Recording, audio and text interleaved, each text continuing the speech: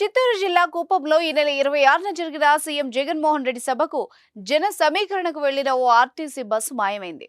దీంతో అధికారులు ఉరుకులు పరుగులు పెట్టారు. 24 గంటల తర్వాత బస్సు ఆచూకీ లభ్యం కావడంతో అధికారులు ఊపిరి పీల్చుకున్నారు.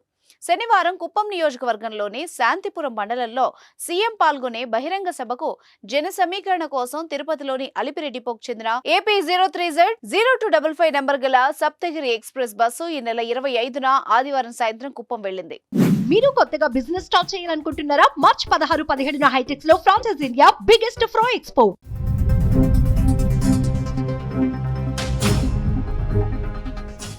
సోమవారం సభ ముగిసిన తర్వాత తిరిగి రాలేదు. దీంతో డ్రైవర్ను సంప్రదించేందుకు ప్రయత్నించినా ఫలితం కనిపించలేదు. దీంతో అధికారులు బస్సు ఆచూకీ కోసం GPS తో వెతికించారు.